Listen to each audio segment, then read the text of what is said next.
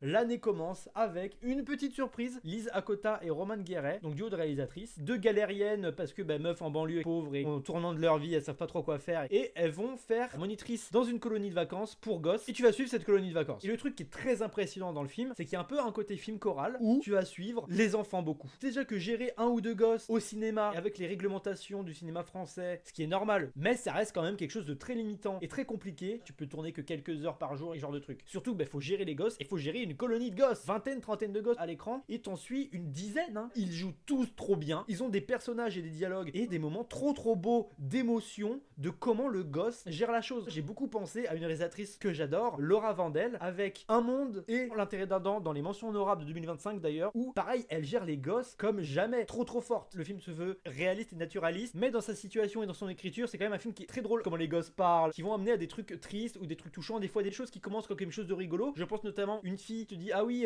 elle est amoureuse de toi, est-ce que tu veux sortir ensemble? Le gars il est en mode bah ouais, alors qu'il s'en fout, tu vois. Plus tard ça va amener où tu sens que le gosse il est pas à l'aise avec ça, et le film va te montrer à l'image la pédagogie sur le consentement. C'est le genre de film qui va faire du mal dans le cerveau des droits tardés, et je dis ça, pour moi c'est un immense compliment. Quelle magnifique propagande woke sur le consentement, les personnes non binaires, les difficultés dans les banlieues, ce genre de trucs, les droits tardés, ils font des vaincrous mourir, ils font des documentaires de merde évangélistes. Et ben nous on fait du putain de cinéma qui touche, qui te crée des putains de performances d'acteurs, des choses très touchantes sur les enfants un peu abandonnés. C'est vraiment fort, super qualité d'écriture. Tu vas suivre des gens qui s'occupent de gosses, qui sont là pour les éduquer, les ouvrir au monde, alors que c'est des gens qui sont perdus, des adultes qui naviguent à vue. Des fois c'est les gosses qui sont l'ancrage en fait. Et j'aime bien comment ça te montre aussi que l'innocence des enfants, pour les adultes parce qu'on est dans une période un peu trouble, comme le sont les personnages du film, et ben des fois il y a des choses qui ne sont pas si compliquées que ça, et que les mêmes personnages de gosses qui font la leçon, mais une bonne leçon hein, aux adultes, ils font d'autres conneries parce qu'ils n'ont pas le recul d'adultes. T'as un vrai échange entre adultes et enfants. Je suis conquis par le film. Tier list des enfants du film, s'il te plaît.